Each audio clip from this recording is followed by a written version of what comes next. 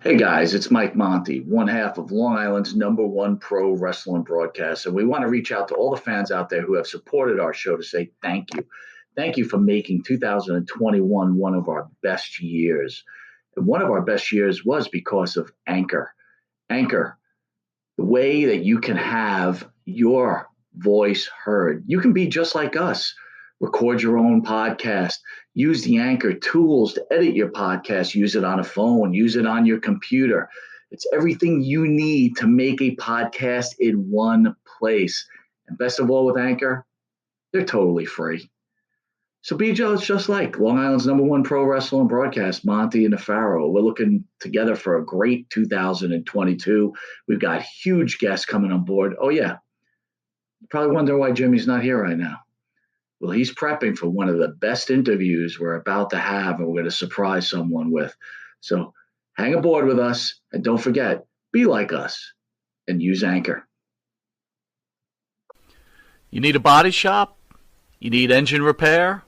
Auto Excellence, Collision Specialists, 631-261-6420. That's 631-261-6420.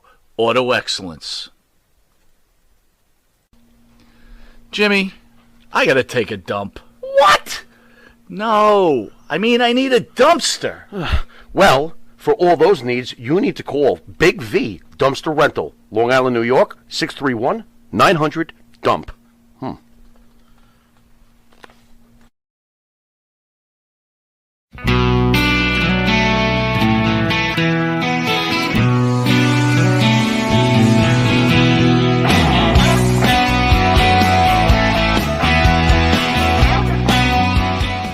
Let me say something right here, and I want everybody to listen. I knew all along that the only one that could bring me back from exile, was Dusty Rhodes. Never sacrifice. We never leave love alone. Is it really worth the price? Fox. I stopped watching everything. And you know what I started watching? This Is Us?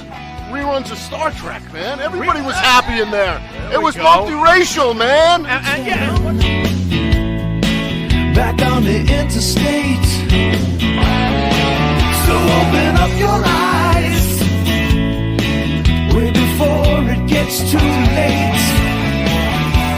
Now one man, let's run while you can. Here it goes, street lights running, don't give a damn. A simple explanation that you'll never find.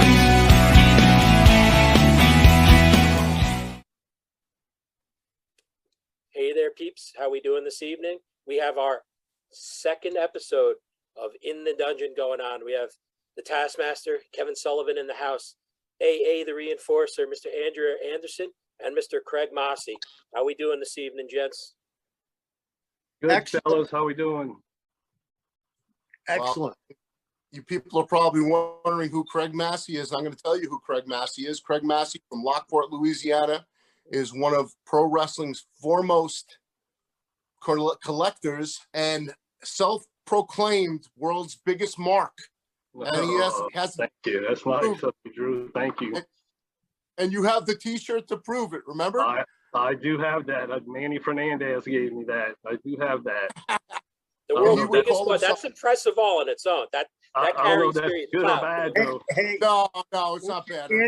Andrew, you forgot the main thing. Craig owns What's that? construction around the world, whether it be Arabia or Jakarta or Texas. He's New York. New York, and he's expanding in Asia now. So hopefully you and I can take him to Singapore. Yeah, that would be nice. It'd be nice to go see Mark Lewin there. Yeah. Dinner with Lewin. We'll have dinner with Mark Lewin and the Princess. That would be awesome. I'm working towards that. Well, we want to go see A little more time. Got to bring the robe so I can bring the robe back to Mark and put it on him.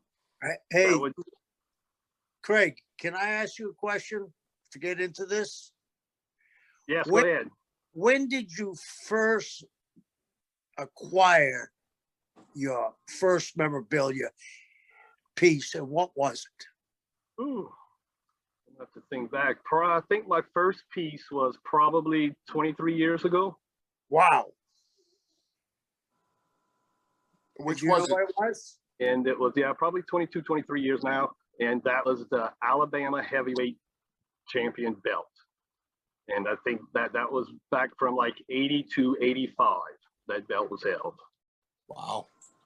And how many belts do you have in total? Ooh, I probably have, as you can see, I got a few back here.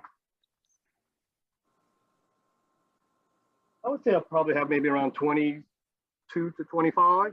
They're all originals, and a lot of them have been certified by the guys like Dave Milliken and Yes. Almost everything I have is all And the- ring worn. I have maybe one replica belt that I actually got from a Dave Milliken. Mm-hmm. And Reggie Parker made a lot of the belts too. And Brother that he made for me. But pretty much all my collection is all ring worn authentic. Wow. I have a question for you, Craig. Which is your favorite piece of memorabilia you have, and why? Oh, I have, I would probably have to say probably the North American heavyweight belt. The older Wow. version, probably more than the newer, just from, my memories of, back Where did that come from? I mean, what territory was the North American belt? Was that Mid-South? That was Wow. Mid-South. And that particular belt was held by Buddy Colt back in Florida as well. They used it there. And then Bill Watts, from DiBiase to Ernie Ladd and Orndorff and Junkyard Dog. And so it's Dusty held it. I think Stan Hansen did as well. So it has a lot of history, and it has a lot of coverage for me from back in the magazine to back then. Every one of those guys you mentioned, I worked Yeah. with. Ernie Ladd. Ernie Ladd was one of the, I always bring this up. People don't realize sometimes, they get lost in history. Ernie Ladd was a fabulous performer. When I was a kid, I used to go to the American Football League games with my brother. And I saw Ernie play when I think it was he played for the LA Chargers at the time. You know what Ernie Ladd brought to football? He was the first guy on the field when they had practice fields, before the game, that didn't wear a helmet. Mm-hmm. Oh, really? And Ernie. I didn't know that. What? I did not know that. Yeah. Another thing is, Ernie cut a guy during the match during a football game with a blade. Oh, wow. Yeah. Ernie was one of the big stars in the AFL. And Ernie didn't get his due, I think, as a professional wrestler. I mean, people know the name. But Ernie at the time, and I heard Morocco say this, so it isn't just off the top of my head. Ernie was working across the country, almost like Andre. He forced Vince Sr. into paying him, Billy Graham, and Ivan Koloff if they weren't on the main event money. And Ernie was very nice to me when I was a young boy. I had a riot with Ernie. My position was to get the guy ready for Bruno, right? And I was supposed to go like 5 minutes with Ernie in Long Island at Nassau Coliseum. And I had a match with Ernie where he was taking all these crazy bumps for me and he gave me like 85% of the match until he reached in and got the thumb, the original Asiatic spike, and hit me in the throat. And then when I went down, he put his feet on the ropes. And after that, he came back and kicked me. He had a full-blown riot. Ernie was the first black booker in the history of pro wrestling. Wow. Ernie was a very, very smart guy. And He was one of my favorites, for Now, sure. where was Ernie Booker at? Ernie booked in the Mid-South, right? yeah, Yeah. he booked Watts. Yeah. Yep, for Bill Watts. Yeah. He was Yeah. one of the most. I was a kid and I was front row at Madison Square Garden at the wrestling matches. My dad took me to them.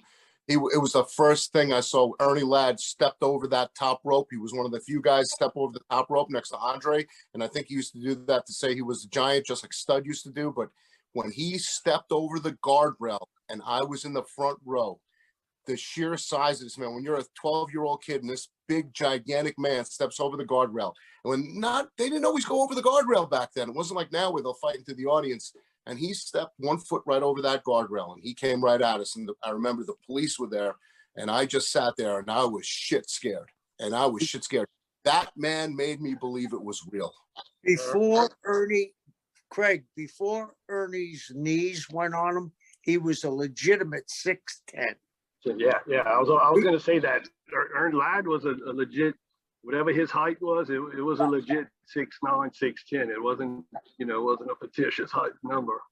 And he was the elder Bush's dear friend, the original George Bush. He was Right. dear. Yeah. Ernie was a super nice guy, super smart, drew a lot of money.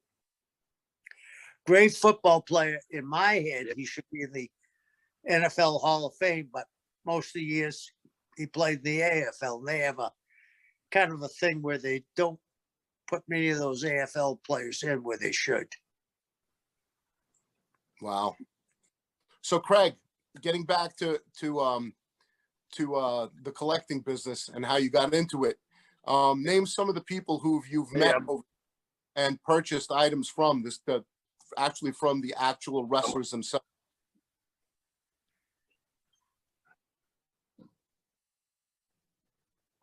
Craig?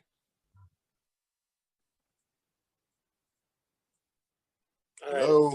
We're having some technical difficulties, but if you can hear me, wasn't the number one most important piece of memorabilia the golden spike? Aha! No, leave that out. Don't mention that. We're not talking about spikes. That's got to be edited out of this. We're not, no heat, not right now. Not right now. No. Kevin go off too. Kevin ran away. Kevin ran away. Well, we put me and Craig. Hey, I had to give the dog. I had to fill the dog bowl. Yeah, the dog's up with water. That's all we need to do. Okay, getting back to Craig. Can you hear me? Yes, I hear you. Now, Craig, question I wanted to ask you: what items have you received from the wrestlers that own them themselves, or the titles from the wrestlers that held that belt? And what have you gotten? I know for a fact that you had Greg the Hammer Valentine's robe that you sold back to the WWE on that WWE Treasures, Greatest Treasures on A&E. But what else have you gotten from the actual wrestlers themselves? What pieces of memorabilia have you gotten from the wrestlers themselves? A few pieces. Most of the pieces that I have were through other collectors. Through second, third party, right? Yes. But the Hammer Valentine, the Hammer robe, the black and red one with the hearts on it, and that's the one that was on A&E, the Lost Treasures. Yeah. So I actually got that from him. I did get a Mr. Wrestling 2 robe, Olivia Walker robe, who Olivia Walker was his wife, but I did get one of his robes directly from him as well. Yeah, I got a golden spike from Kevin. Hey, I got one for you, Craig. You almost had the Holy Grail at one time, didn't you? I was close to that. If you're talking about the NWA belt, I was really. Tell that story. Well, I received a phone call, and this is for the NWA World Heavyweight belt, and this was the 80s version, the one with Race and Sweet Charlotte. Yeah, the 10 pounds of gold belt. And I was out of town with work, and I received a call, and the call was from I guess a collector buddy of mine, and he told me, he says, man, he says, you know, we have this opportunity to get the NWA World Belt, the 10 pounds of gold belt. I was like, man, really? That's going to come about. And he started getting into the story and how it was an attorney had it, and it was from Flair had used it, I guess, as some collateral. So the attorney was holding on to it, and he was looking to recoup his money. So my guy, I guess he received a call from the attorney, and I don't know how that relationship came about, but it was being offered for sale, and he had first crack at it. So when he called me and told me about it, a little bit hard to believe at first, but after speaking to him, it sounded real. So I was like, yes, man, let's do it. So I had to, they wanted cash. So we started at 50,000, and then we went up to 75. So I went ahead and got the cash ready for it, and he actually came pick it up and was on his way to pick up the belt. And he was like probably about 4 hours into the trip when he received a call and said it was, a no-go, that I think another attorney maybe have gotten involved.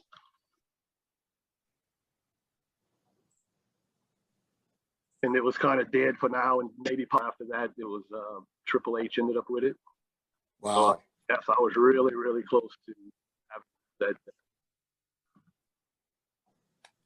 Well, you have the original Texas title too, right?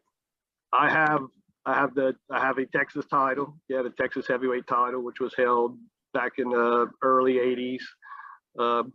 Feud of Von Erichs, Gino Hernandez, Chris Adams, and there was a few others. And Can I tell you something about that, Craig? What's that? I held that belt. I was the last Texas heavyweight champion before it went to Funk. Okay, right. I think so. I think actually I have some pictures of in action if you haven't. Yeah, I beat Scott Casey in San Antonio, and then the company went bankrupt. That might be a Southwest Championship belt. They billed it as the Texas belt. Okay. Okay. Yeah.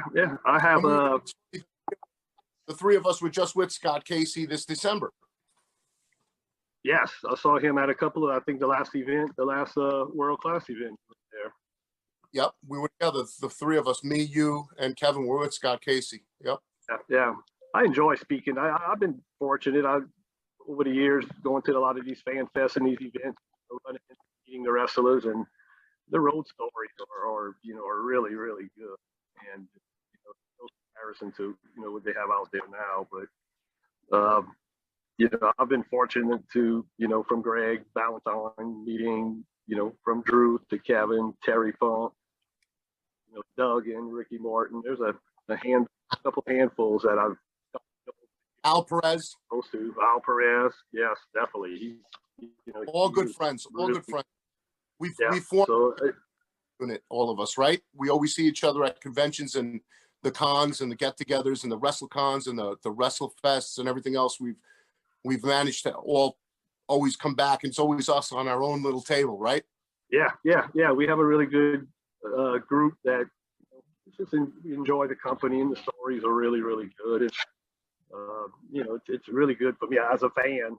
Not just a collecting all, but I was a fan before anything. So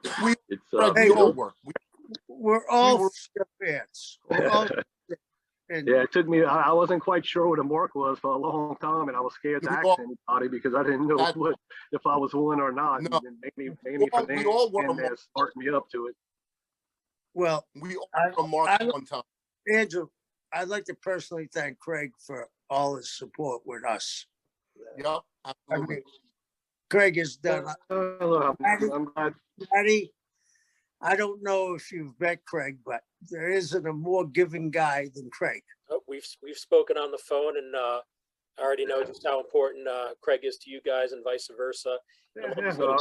Like I said, it's nice to see when everybody's kind of a family together, and it's part of what the wrestling business is, right? Remember, Craig and I met at WrestleMania 30. We met at WrestleMania 30. He brought me into to WrestleCon with him and Greg and everything, and we just became friends since then. And he's become one of my best friends on the planet. And we know when he called me and told me that he was going to be on that A&E TV series, I said, man, that is right up your alley. And he got on that, and he was on the WWE Lost Treasures, and that was just tremendous for him. And I said to myself, you know what?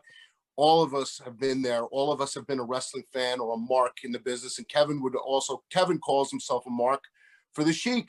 And Kevin would tell me, I was just such a kid and I was a mark for the original Sheik. He goes, and I sat in the locker room and Sheik was staring at me. And he goes, and I said, yeah, what did Sheik say to you when you were staring at him in the locker room?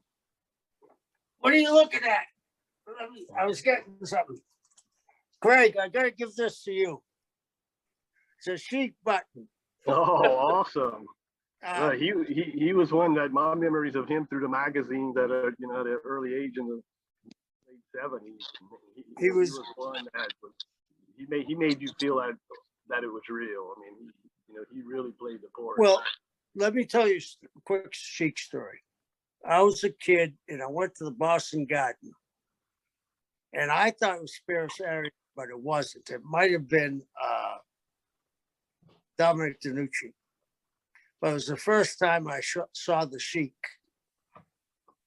And I swear to God, when he came out of the building, I came out of the dressing room, the building vibrated. I had never seen anything like that. And the crazy thing was, they must have been college students because they were dressed up and they were carrying a sign, "Go Sheik, go." And Boston Garden was a tough building to work. As they're going down the front row, "Go Sheik, go," the people always killed him. But he was a special guy. And he was so good to me that I can't ever tell you what he meant to me. And when I got the chance, when I was booking in Florida, I'd bring him in. And I brought him into Hawaii when I was booking Hawaii. He was such a special entity in this business. Again, as time goes on, we forget about these guys. Maddie, did you ever get to see the Sheik? Yes. And like I said, you're talking about,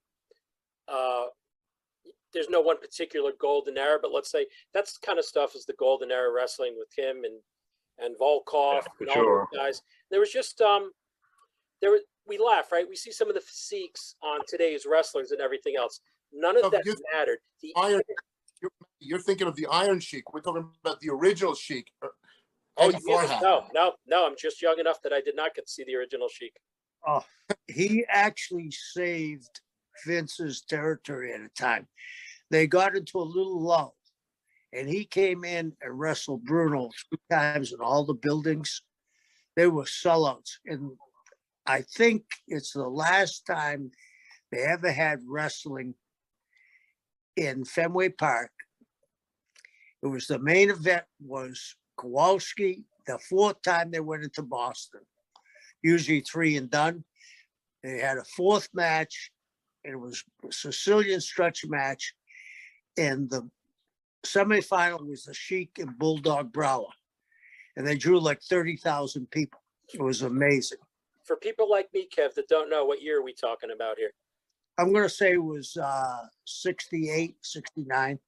So that's what I'm saying, folks out there, for some of the wrestling history, like I said, and we'll see this as all the shows develop. So we're really going to bring in not just guests, but really get a real taste of that different wrestling history along with our other guests that we bring in. And Craig's a wrestling historian too. Craig is a wrestling historian.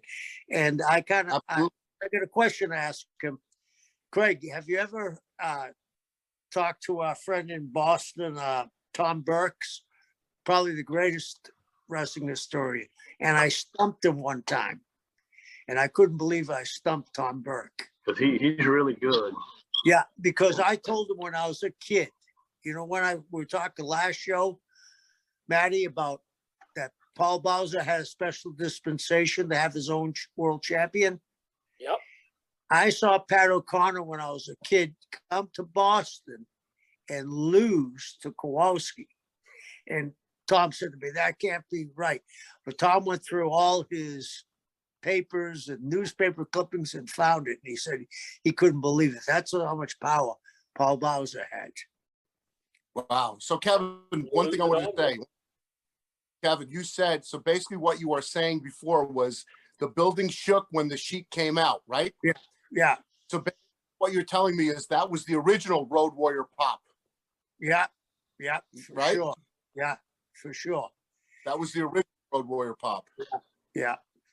Yeah. I mean, as a young kid, when the Sheik just in the magazine, looking at him, flipping through the pages, and when he was in a magazine, he was scary. Yeah. Yeah. Well, how old was he when he wrestled his last match? I think he was 72, 73. I was in Japan with him, and my job and Sabu's job was we'd walk him to the ring and make sure no one got close to him. You know what I mean? Because in Japan at the time, I don't know if still, probably everything's changed, but in Japan at the time, if you were afraid of something and you could touch it, you get their energy. And people would just run up and try to touch him, and he'd spin around, and the building would empty. He'd go into the crowd and the building would empty. 2 minutes later, he'd be in the ring. And the crazy thing was every chair was set back up. I mean, at 72, he was still drawing money. That's great. Him and Sabu against Tarzan Goto and Onita, they drew big houses. And then, there was a bird to death. Yeah. I mean, I've seen video of them in Japan and Sheik in, his later days. And I mean, that was some really wild matches. And his age, I don't know how he was doing it at that age. And Sheik and Abdullah were the first guys to turn, as the Japanese call foreigners, gaijins. They were the first guys to turn gaijins into baby faces, the Funk Brothers. And Abdullah stabbed Terry with a fork in the shoulder, and Terry was rolling around the ring with the fork sticking out of his shoulder. I mean, amazing business that he drew. Amazing. Wow. Now, before we forget, I don't want to cut you off, Andrew, but before I forget, since you have such an amazing collection, are people able to go follow you online where you list some of the pictures of some of the collectibles that you've racked up over the years? I haven't. I don't listen to the first podcast. I'm kind of a white person, and I don't really advertise too much of anything that I have, not just collection, but personal things, anything. But I have been getting quite a few requests through other collectors as well. Some friends that I met as well, and so I am thinking about it. I would probably like to, because I would like for people to see, not just what I have, but what's out there, and bring back memories of back in the day. And right. Yeah, man, that's you have such a big piece of history. It'll kind of be like a museum to show people. And while I'm on that note too, Kevin and Andrew, let everybody out there know on social media how they could find you guys and what platforms you're on. Well, right now I'm on Facebook, Andrew the Reinforcer Anderson, Andrew Anderson, and on Drew the Wrestler on Twitter, Andrew the Reinforcer on Instagram. Also, there's Andrew Anderson Wrestling at gmail.com. You can email me anytime, any questions you have. But the most important part is right now, Kevin has is not actually on Facebook or anything. Kevin is persona non grata on Facebook or anything. He hasn't really updated himself because there were a few people that had fake accounts. But we're working on Kevin getting his media sites I up. got a Twitter account, but other than that, I didn't get on Facebook. Well, I was on Facebook for a while, but then there was 5 different fake accounts, so it caused a little problem. But I'm going to get back on. So anyway, in the meantime, got to take a commercial break. We have to pay the bills, as Maddie said. So we'll be back in a few minutes, and just check out this from our sponsors. Elm Logistics. For all your logistic needs, call 631-299-3595. That's 631-299-3595. Elm Global Logistics, pride, performance, and partnerships. In the mood for a freshly roasted cup of coffee? www.offtherailscoffeeroasters.com.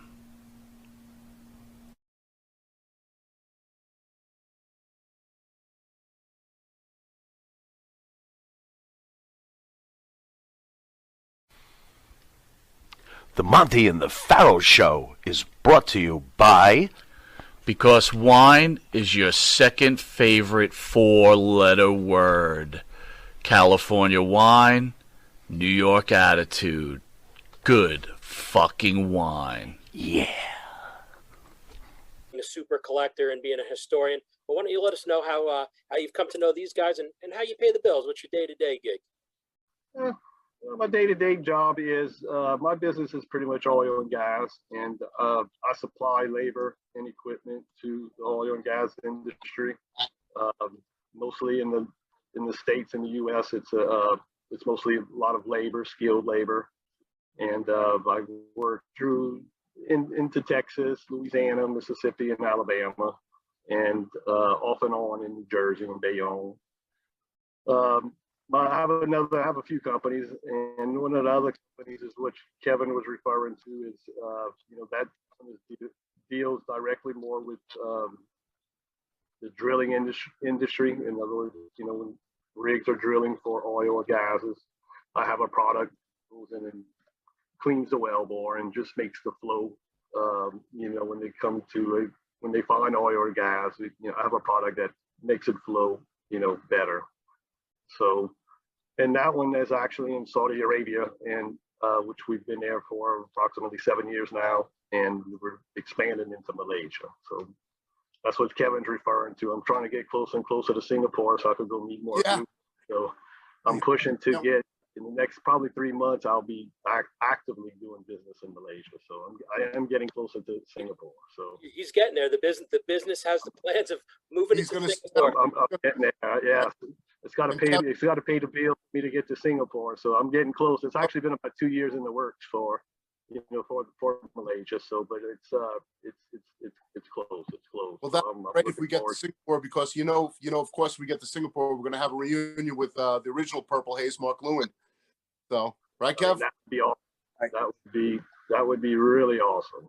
Yeah. He was one like the original Sheik to me. I mean, when you saw him on TV. Well, Mark Lewin had some major feuds, right? What? Mark Lewin had some major feuds with the Sheik. Yeah.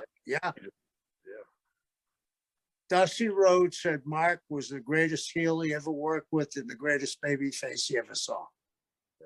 I mean, back in Atlanta in the early '80s when he was there, and Kevin, you were feuding with him, and I mean, man, he was real. He'd come out and it's on. He put you in his sleeper, and you were foaming from the mouth. That was, as a young kid, that was real. Yeah, and the other thing people don't know, that Mark beat Lou Thez for the California World Championship, put him to sleep. Wow. Thez ever got put to sleep by anybody else. And when Mark was 19 years old, he was headlining Madison Square Garden with Argentina Rocca. Yeah, wow. Man, unbelievable. That's a lot. That says a lot. I mean, he was the real deal in Florida. The whole Florida deal with Dusty, and during those years were, I would like to have been living in Florida for those years to go to some of their matches, because they were, the magazines and the video, I'm sure didn't do no justice. Yeah.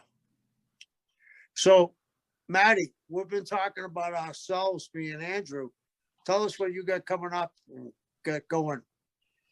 Well, so far, keeping our fingers crossed, as we were talking about COVID before. So, couple cool things coming up. Next week, I'll be actually out on the road going to Miami for the film premiere of I, Mordecai. That's by a good friend of mine, Mr. Marvin Samuel.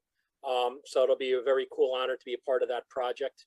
And I'll be, it'll be a blessing to be able to work with somebody I've known for a very, very long time and see the fruition of his journey to make this movie come true. It's about his father. Again, anybody who's looking to check into it. Hit it up on Instagram, I Mordecai, and then you'll see I Mordecai the movie. And then 10 days after that, I will be on the road out to good old Las Vegas, and it'll be for to do one of the largest cigar events and tobacco events that's out there. So that's called the TPE. So I'll be out there with my boys from Jewish State, promoting some of the newest stuff that's out there on the market. And then, of course, everything else that's going on with bigger events. We're just hoping everything goes well. And then there'll be a bunch more events out on the road, and a bunch more promotions. So I'm not going to go jinx myself and talk about those just yet. But for now, those are the two big ones that are coming up in the next 2-3 weeks.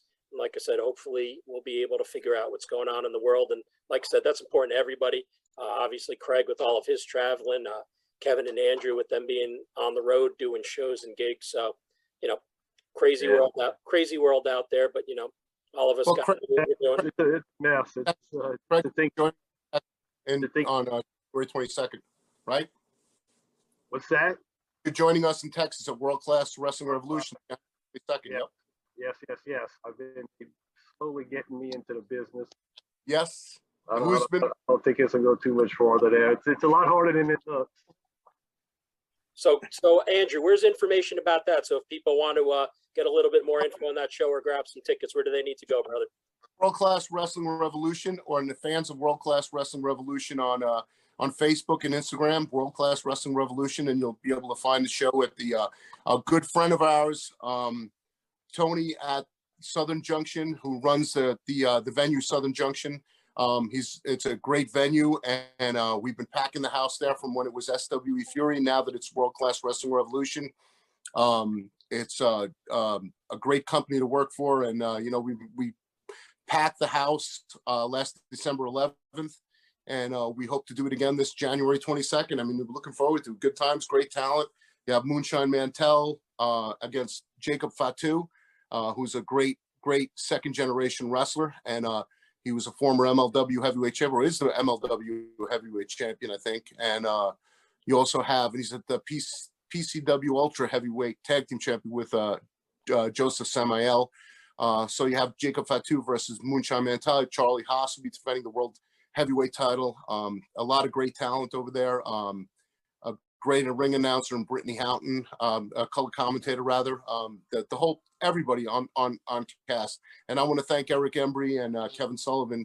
Kevin, obviously, I thank him all the time for everything, but Eric Embry for having faith in me, and Jerry Bostic for putting me on the show and making, keeping me relevant. And, it's a really great product. And hopefully, it'll keep the ball rolling and keep Texas wrestling alive and strong. I mean, wrestling has always been a hotbed in Texas.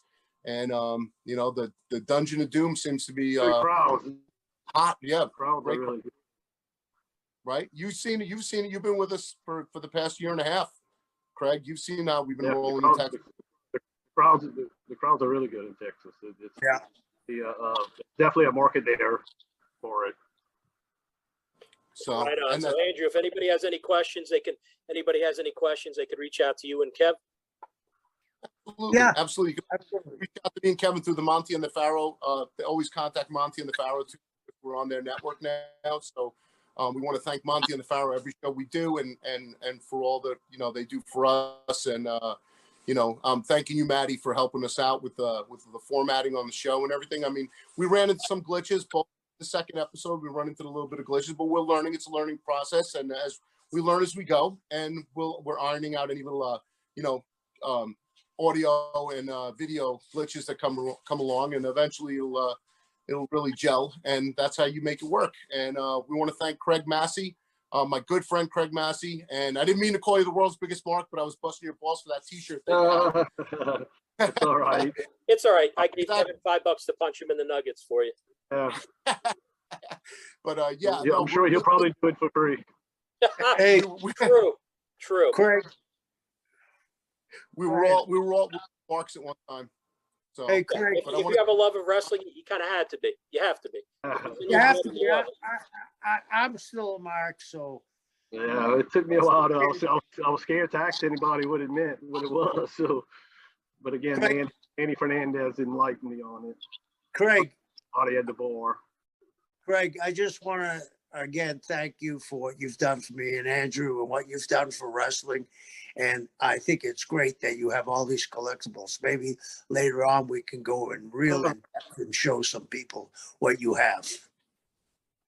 Yeah, I think you know what I think one of the next steps is going to be. I think we're going to have to do a live in the dungeon with Kevin Sullivan and Andrew Anderson in Craig's museum there in his house and show off some of the artifacts that he has, because I mean it is amazing pieces of history, of wrestling history and memorabilia.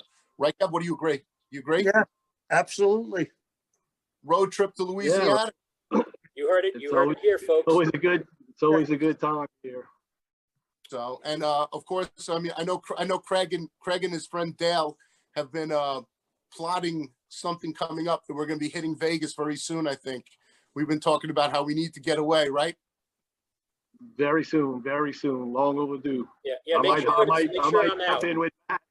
I might be with Maddie in a couple of weeks. Yes. All right, so Craig, but if it's all of us together, I don't know if there's enough bail money, man. You don't want to go selling your collection. You're right. Might have to call it. Tomorrow, mail us a cake with a file in it. Literally, or we'll get we'll get that cake. We'll start gnawing at the steel. On that note, much love. Thank you to everybody out there. Much love, peeps. Thank you to my brothers, Monty and the Pharaoh, Kevin, Andrew, Craig. It's been an honor.